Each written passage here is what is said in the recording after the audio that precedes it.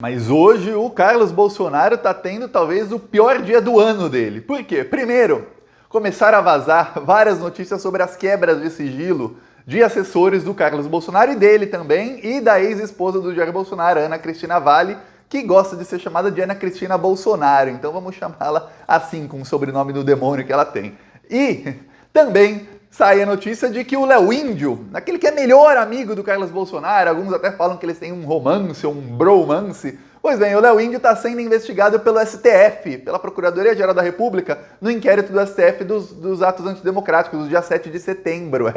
A investigação chegou no Léo Índio e ele já foi chamado para depor. A coisa tá ruim para a família Bolsonaro. Olha, só hoje, para você ter ideia. O que aconteceu? Primeiro, notícias sobre o Carlos Bolsonaro, que eu vou falar já já. Segundo, Léo Índio pego pelo STF. E terceiro, Flávio Bolsonaro entregue na CPI. A coisa tá ruim para a família Bolsonaro. É uma quinta-feira péssima para eles. E se é péssima para eles, é ótima para nós. É ou não é? Comenta aí se é ótima para você quando é péssima para eles. Eu vou explicar aqui tudo o que vazou sobre o Carlos Bolsonaro e principalmente sobre quem coordenava a tesoureira das rachadinhas no gabinete do Carlos Bolsonaro e por muito tempo também do Flávio Bolsonaro, que é a Ana Cristina Bolsonaro. Olha, saíram relatórios do COAF, saíram coisas sobre as quebras de sigilo, a coisa tá feia para elas e, mais do que isso, hoje também vazou que o juiz do caso do Carlos Bolsonaro, o juiz que está comandando a investigação das rachadinhas, ele, no despacho, disse que o Carlos Bolsonaro é chefe de organização criminosa.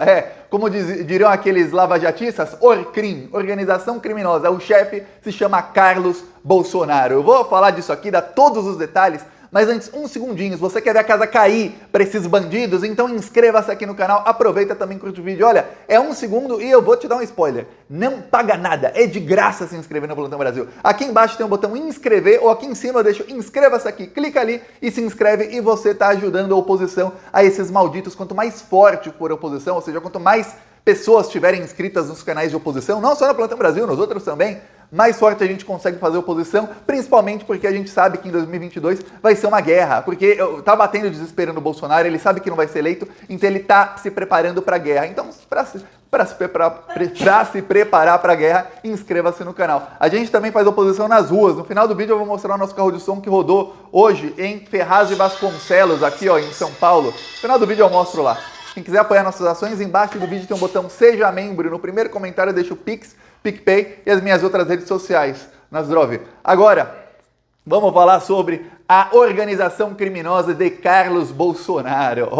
Quem está dizendo não sou eu, Thiago dos Reis. Quem disse foi o juiz do caso. Quando o juiz disse? Primeiro, o Ministério Público do Rio de Janeiro pediu quebra de sigilo, isso foi no dia 5 de maio. O Ministério Público do Rio de Janeiro pediu quebras de sigilo da Ana Cristina Bolsonaro, do Carlos Bolsonaro e de mais de 30 assessores, 35 pessoas, para ser mais exato, que estão ligados ao Carlos Bolsonaro. Muitos foram assessores deles, outros são pessoas ligadas aos assessores deles. Alguns também, algumas quebras de sigilo foram de empresas. Por quê? Porque descobriram, informação de hoje, descobriram que a Ana Cristina Valle usava empresas para lavar o dinheiro que ela roubava, que ela e o Carlos Bolsonaro roubavam das rachadinhas.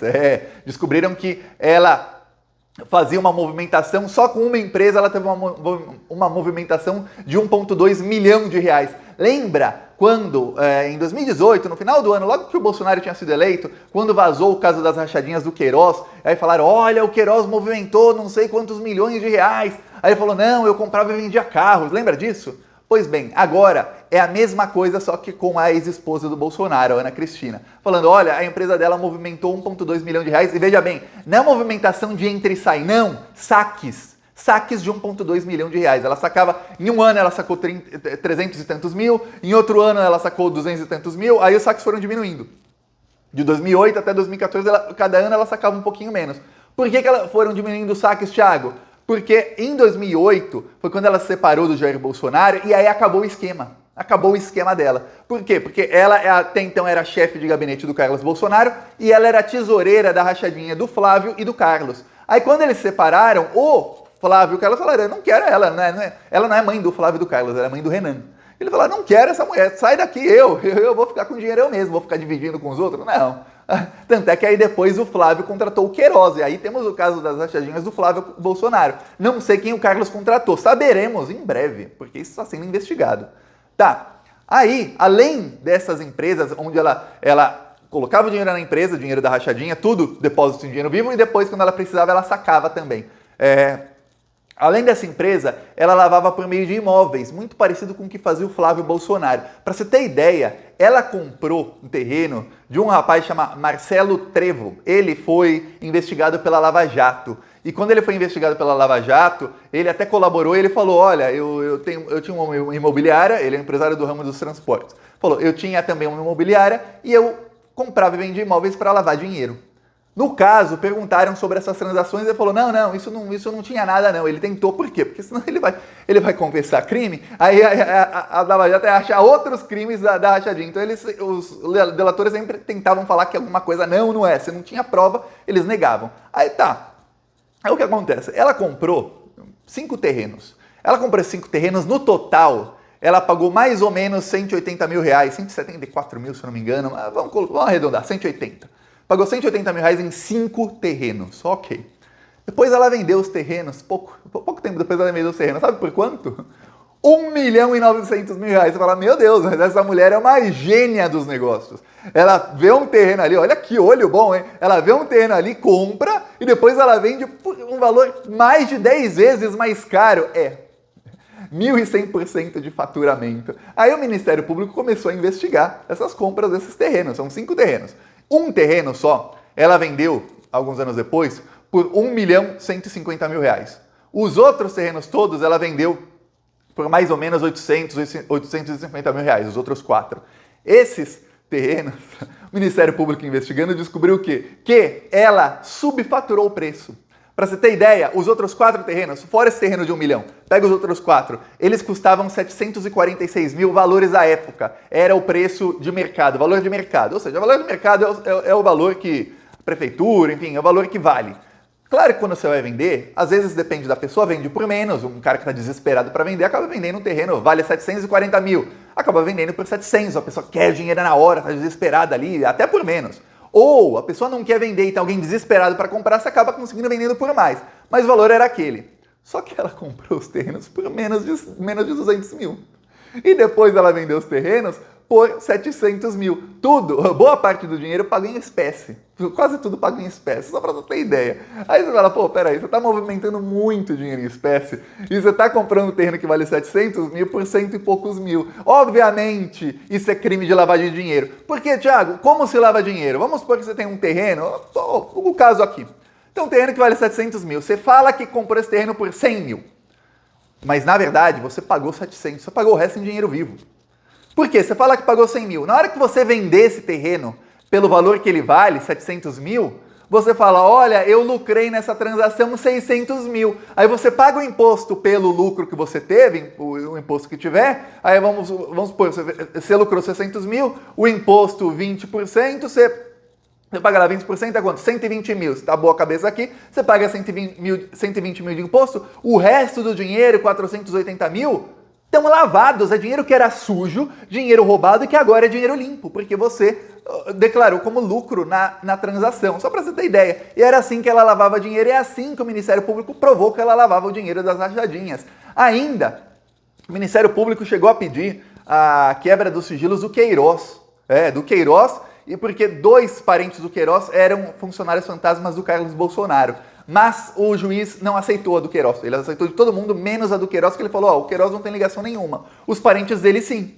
Você pode quebrar os sigilos dos parentes dele. Se o Ministério Público encontrar ali algum indício de que o Queiroz estava envolvido também nesse caso do Flávio, aí sim, quebra-se o sigilo do Queiroz. Não sabemos, inclusive não sabemos se já foi quebrado. O processo está em sigilo de justiça, segredo de justiça. O próprio Carlos Bolsonaro não comenta nada, porque o próprio Carlos Bolsonaro está sabendo das coisas via imprensa. Imagina o desespero do cara, tá tudo em segredo de justiça, e ele não sabe. Quando ele vê, tá a notícia, a capa do UOL, capa da Globo, capa de um, capa de outro. E aí saiu ontem também a notícia de que o Ministério Público já aprovou que vários dos funcionários do Carlos Bolsonaro eles davam expediente em outros locais.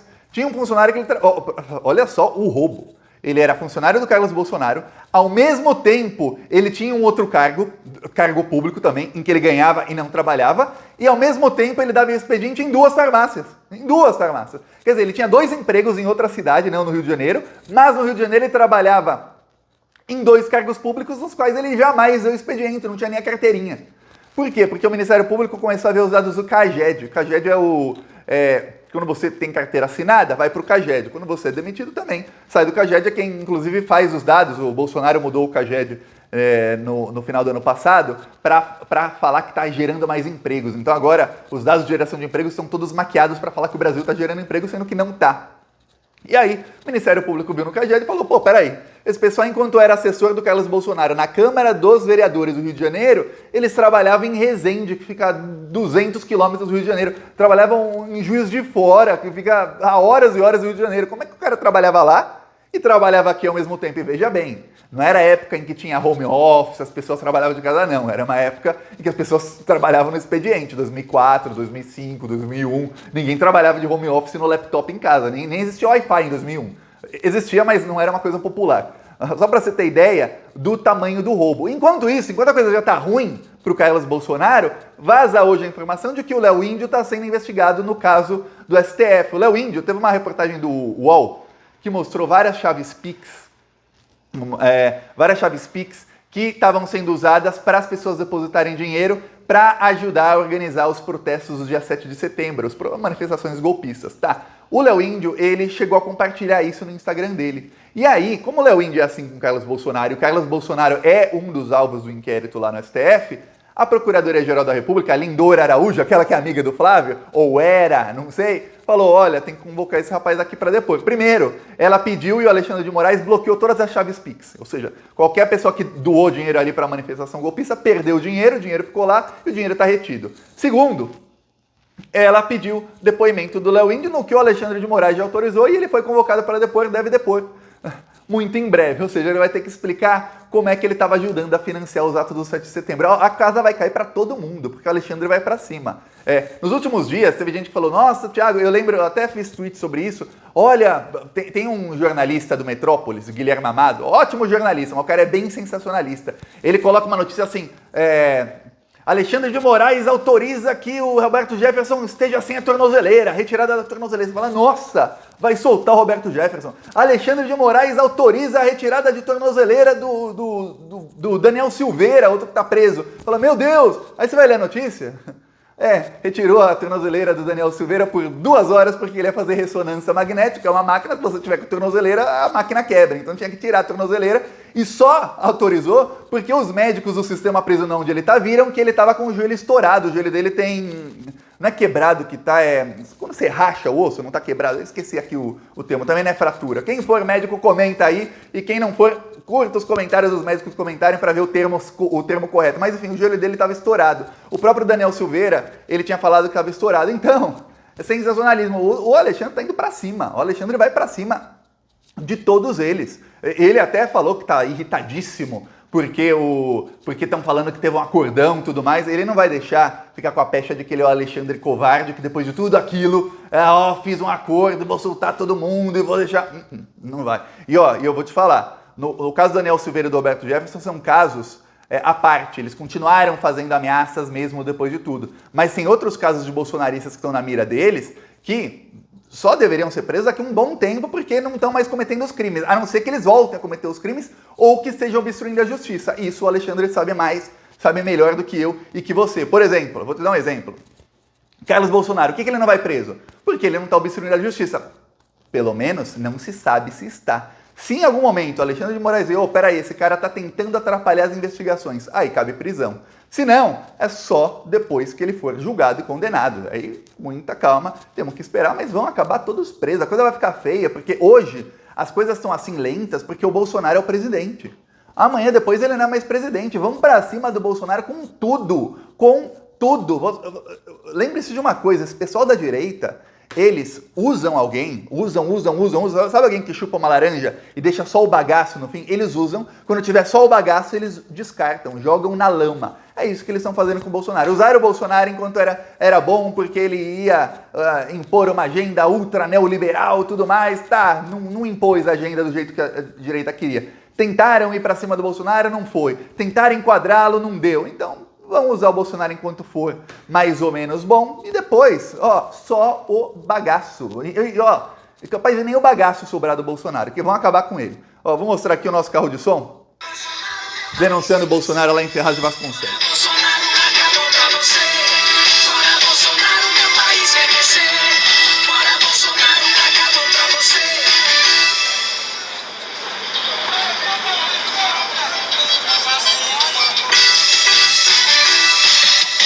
Assista aos vídeos do canal Plantão Brasil no YouTube. Bolsonaro é cego, fala mal de vacina e gasta o nosso dinheiro comprando cloroquina. Não ouve a ciência, não olha pro seu povo. Um ano de pandemia e troca ministro de novo. Deus é a vida, Bolsonaro é a morte. Não compra as vacinas, deixa o povo à própria sorte. Essa conta só aumenta e já pagamos muito caro por tanto despreparo. O Brasil já não aguenta. Então vamos deixar claro. Tá aqui um trecho, rodou por 3 horas lá em Ferraz de Vasconcelos, denunciando os crimes do Bolsonaro nas ruas. Quem quiser apoiar nossas ações, embaixo do vídeo no botão Seja Membro, no primeiro comentário deixa o Pix, PicPay, também minhas outras redes sociais pra gente continuar indo pra cima deles. Falou!